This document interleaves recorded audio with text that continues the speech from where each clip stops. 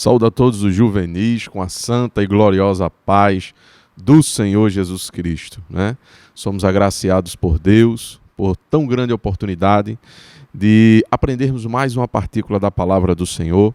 Queremos agradecer a Deus pela vida que é nos dada, né, pelo nosso pastor presidente, pastor Roberto José, e por toda a superintendência na pessoa do evangelista Renato, né? Que Deus continue abençoando este grande projeto que é a Escola Bíblica Dominical. Estamos dando continuidade ao nosso trimestre, que tem como título Jesus e o Reino de Deus, né? Uma lição maravilhosa, onde podemos rever questões basilares da nossa fé, questões basilares do cristianismo, do evangelho. Tivemos a oportunidade de estudar na lição passada sobre a crucificação de Jesus.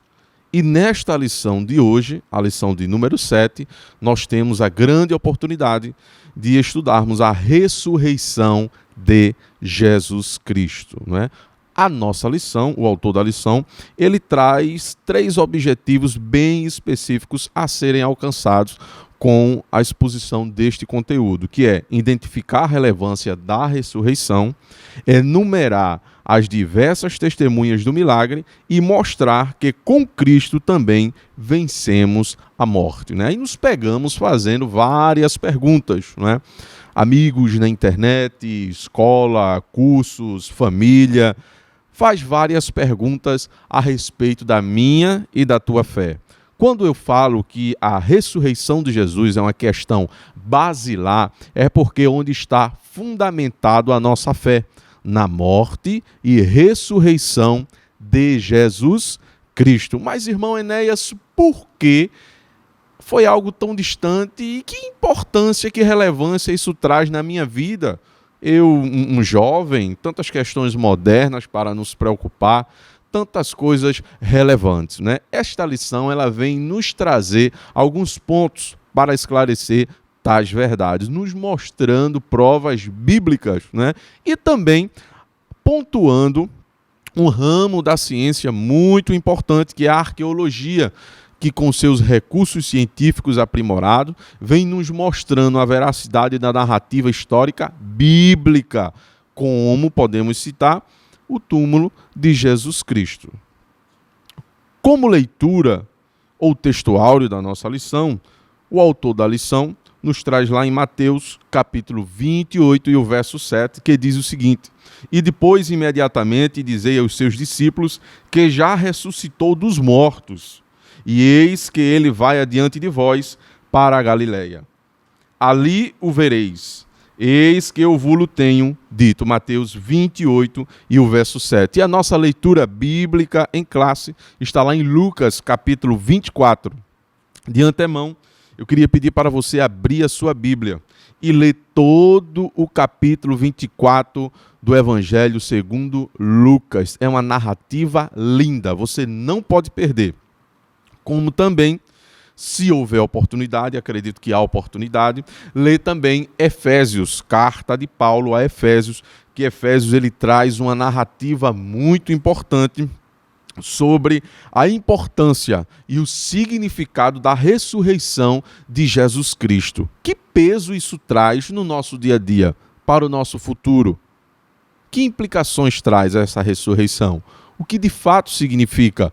Por que eu devo ter fé? Por que eu devo reconsiderar a ressurreição de Jesus Cristo? Se antes eu não dava importância, é uma coisa retrógrada, né? Mas nós hoje temos a oportunidade de falarmos e pontuarmos um pouco sobre a importância da ressurreição de Jesus Cristo, né? Um grifo que fiz aqui na lição: por que a ressurreição de Cristo é tão central para o cristianismo, né? A ressurreição de Jesus Cristo foi um grande divisor de água, como iremos ver mais à frente. Mas, enfim, por que a ressurreição é tão importante? Vocês sabem, já tiveram a oportunidade de estudar nas suas igrejas, quando falamos dos profetas menores, profetas maiores, do Pentateuco, quando falamos de Moisés. Se vocês puderem observar, há um objetivo para a escritura de todo o texto sagrado.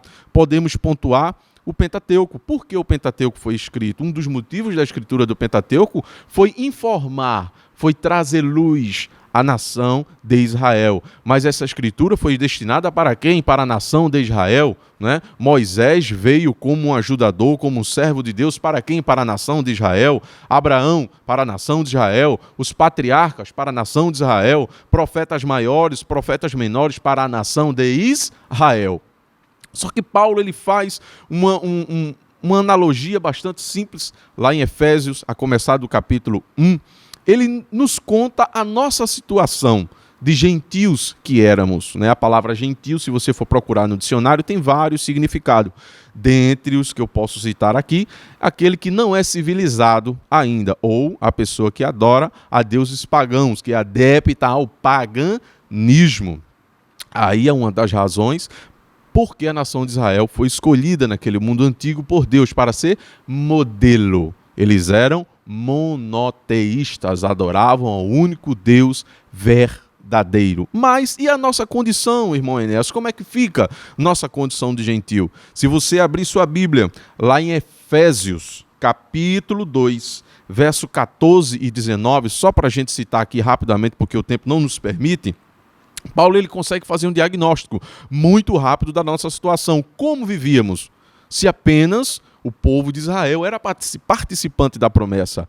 O pacto davídico, o pacto abraâmico, o pacto mosaico eram destinados ao povo de Israel, embora tivessem uma mensagem messiânica, como também os profetas maiores e menores apontavam para Cristo, para o dia do Senhor, que poderia significar várias coisas. Podemos citar 3 aqui. O dia do Senhor poderia significar bênção. Se a nação de Israel estivesse precisando de socorro, poderia significar a mão de Deus para fazer justiça. Se a nação de Israel estivesse se sentindo muito folgada, não é? Com moradia, com comida farta, o povo facilmente se desviava, facilmente adorava a deuses pagãos, facilmente se prostituía com os costumes mundanos. Então, o dia do Senhor poderia significar isso. E como último ponto que podemos citar, poderia significar a mensagem messiânica de um Messias remidor, de um Messias futuro que viria para salvar o povo de Israel. Então, essas importâncias que são dadas no Antigo Testamento se refere no tocante à importância na minha e na sua vida. De que maneira, irmão Enéas, estávamos totalmente excluídos desta promessa, desta graça. Estávamos totalmente estranhos a essa promessa. Então, Paulo ele chega a uma conclusão. Nós éramos incircuncisos, não fazíamos parte do pacto. Nós éramos sem esperança, não tínhamos esperança. Vivíamos sem Cristo, alienados da promessa. Mas será que isso foi um acidente de percurso? Será que para nós não tinha jeito? Tinha sim. O nosso Deus, na sua presciência, já tinha projetado tudo, mandando o seu Filho em morte de cruz. Aí você percebe o grande significado da ressurreição de Cristo. Essa ressurreição veio nos garantir herança, porque antes estávamos estranhos a esta promessa. Quando nós olhamos no primeiro ponto da nossa lição, o autor ele nos traz o milagre da ressurreição. Como prova de ressurreição no Antigo Testamento, podemos citar aqui rapidamente no Antigo Testamento, o filho da viúva, lá em 1 Reis, capítulo 17, verso 17 ao 24. Leia aí na sua casa. O filho da Sunamita, segundo Reis 4, 32 e 37. O homem que foi encostado nos ossos de Eliseu, segundo Reis, capítulo 13, verso 20 e 21. No Novo Testamento também temos grandes exemplos de narrativas bíblicas extraordinárias que nos traz também ressurreição. Podemos citar o filho da viúva lá em Lucas capítulo 7, a filha de Jairo lá em Lucas 8, de Lázaro lá em João 11. Esses exemplos são exemplos belíssimos de ressurreição. Mas só que a ressurreição de Jesus Cristo teve um peso maior. Façamos uma breve pausa Leiamos lá em Efésios, capítulo 2, verso 14 e 19, que diz assim: porquanto ele é a nossa paz, de ambos os povos fez um só, e derrubando o muro da separação em seu próprio corpo, desfez toda a inimizade. E o 19 diz mais: portanto, não sois mais estrangeiros nem imigrantes, pelo contrário, sois concidadãos dos santos e membros da família de Deus. Como estava falando antes, a ressurreição, a morte e ressurreição de Jesus Cristo não foi apenas um mártir, como outro qualquer, de qualquer viés político, de qualquer religião que existe neste mundo afora. Vocês sabem o que é mártir? São pessoas que morrem por uma determinada causa e deixam um legado. Só que com Jesus Cristo foi diferente. Se você fizer uma breve pesquisa sobre mártires de mundo afora, existe uma grande diferença. Que os corpos deles, os restos mortais, jaz lá no seu leito de morte, nas suas catatumbas. Só que com Jesus Cristo foi diferente. Ele venceu a morte, ele venceu o sepulcro, ele ressuscitou ao terceiro dia. Esta é a nossa convicção de ressurreição. Essa é a nossa convicção de salvação. Este é o propósito da morte de Jesus Cristo na cruz do Calvário. Fiz um pequeno grifo aqui na lição, quero compartilhar com vocês. Ele morreu, mas ressuscitou. Seu sepulcro está vazio. A morte foi vencida e Jesus, ele está vivo aí com você e comigo. Como segundo ponto da nossa lição, o autor da lição nos traz as testemunhas da ressurreição. Falei logo no início sobre testemunhas, quando falava de arqueologia. Temos uma ferramenta científica muito interessante que vem confirmar os textos sagrados paulatinamente, que é a arqueologia. Dedique 10 minutinhos do seu tempo e pesquise sobre a arqueologia bíblica aí no seu computador, na internet, que você verá e lerá e terá mais conhecimento sobre este assunto. Como testemunhas da ressurreição de Jesus Cristo, podemos citar no dia da ressurreição, quando você estiver fazendo a sua leitura de Lucas capítulo 24, você vai encontrar também algumas testemunhas que iremos citar aqui, né? Maria Madalena, lá em Marcos 16 e o verso 9, foi uma testemunha da ressurreição de Cristo. As mulheres de manhã lá em Mateus, capítulo 28, do 9 ao 10, também foram testemunhas. Os discípulos no caminho de Emaús, vocês vão ler também lá em Lucas, capítulo 24. O próprio Pedro, lá em Lucas 24. E os 11 apóstolos lá em Marcos 16 e o 14. Também foi visto pelos 7 discípulos no mar da Galileia. Então, a palavra do Senhor, ela vem nos trazer provas concretas, provas vivas de que Jesus Cristo, ele ressuscitou. Mas aconteceu algo muito interessante na vida do cristianismo, na vida do evangelho, na existência da igreja na face da terra. Após a morte e ressurreição de Jesus Cristo na cruz do Calvário, aconteceu algo extraordinário, um grande divisor de águas, um ato histórico na vida do cristianismo na face da terra. As pessoas passaram a aceitar o Evangelho, a aceitar a Jesus Cristo de maneira extraordinária, em massa, porque viram que aquilo que foi predito, aquele que viria, morreria em nosso lugar e ressuscitaria ao terceiro dia, estava cumprido, foi feito. E os discípulos ainda mais, se já pregavam e falavam deste amor com ímpeto, agora que estavam mais empolgados por verem o cumprimento da palavra de Jesus Cristo. E aconteceu coisas extraordinárias. Fiz um pequeno grifo aqui do propósito desta morte, como já havia falado antes, não é? A morte de Cristo teve um propósito: dar-nos vida em abundância. Aí um questionamento: irmão Enéas, não temos vida? Temos sim vida, mas vida em abundância, não. Não se esqueça da nossa situação gentílica naquele diagnóstico que foi feito por Paulo lá na carta de Efésios, que vocês vão ler aí na sua casa. Nós éramos estranhos, excluídos, sem Cristo, sem Deus no mundo. A partir deste grande sacrifício de Jesus Cristo na cruz do Calvário, passamos a ter acesso a esta graça, passamos a ter vida em abundância, coisa que jamais, por meio algum, por mérito próprio, não conseguiríamos. Mas a misericórdia de Deus, ela tem nos alcançado. Como terceiro ponto da nossa lição, o autor ele nos traz uma grande pergunta. Mas qual o significado da ressurreição de Cristo, irmão Enéas? Que significado isso traz na minha vida? Fiz um pequeno grifo e quero compartilhar com vocês, né? O que significa a ressurreição? Com essa vitória sobre a morte, nós também somos vitoriosos ao aceitá-lo como nosso Salvador.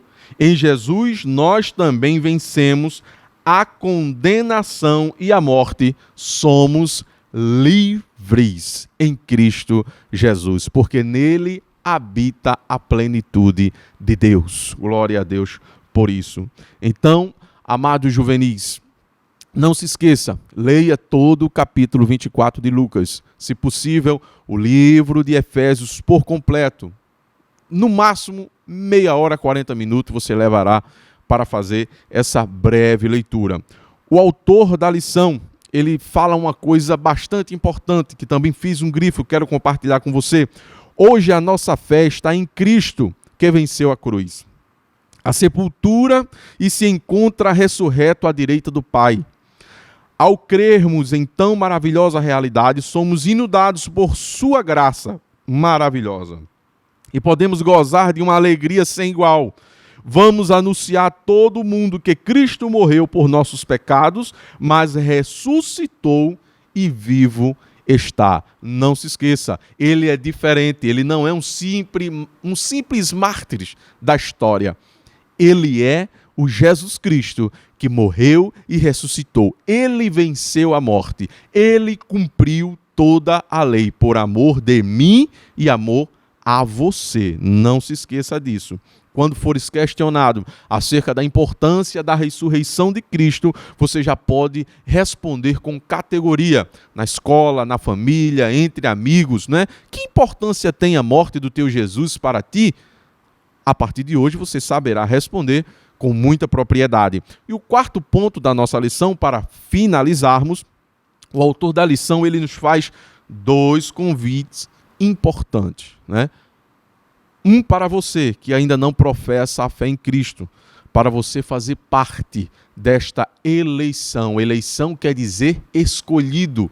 Eu e você, nós fomos escolhidos por Deus, através de Jesus Cristo na cruz do Calvário, para termos vida em abundância.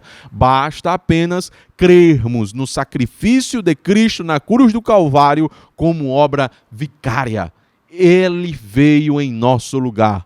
Houve ali uma substituição, seríamos nós, mas a sua misericórdia nos alcançou. E com isso alcançamos vida, alcançamos herança.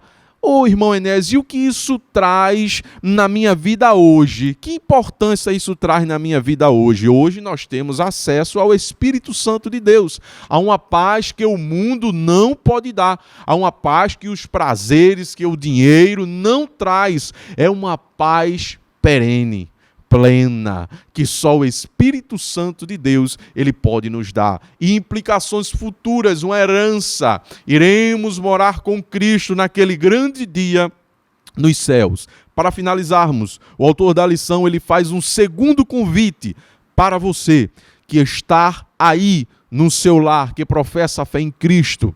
Não sei se num lar cristão ou não, para participarmos do ID. Ide e pregai a todo mundo este evangelho, essa boa nova. Façamos participantes, aqueles que estão cegos, aqueles que o Senhor desta era cegou seus olhos espirituais para não perceberem que precisam de Jesus Cristo, precisam de salvação, precisam de remissão dos pecados. Que Deus em Cristo aplique esta palavra ao teu coração. Que possamos estar bem conscientes dessa importância da ressurreição, da morte e ressurreição de Cristo na cruz do Calvário. Nunca esqueça, não tínhamos direito, estávamos distantes das promessas, sem esperança e sem Deus no mundo, mas através desse sacrifício, através da morte e ressurreição de Cristo na cruz do Calvário, Ele derrubou a parede da separação. Somos não andamos mais errante no mundo, temos direito a uma herança, temos direito a esta graça e a esta misericórdia que está em Cristo Jesus. Que Deus te abençoe. Que Deus te dê uma semana abençoada, abençoe tua vida e tua família e aplique esta palavra aos nossos corações. Amém.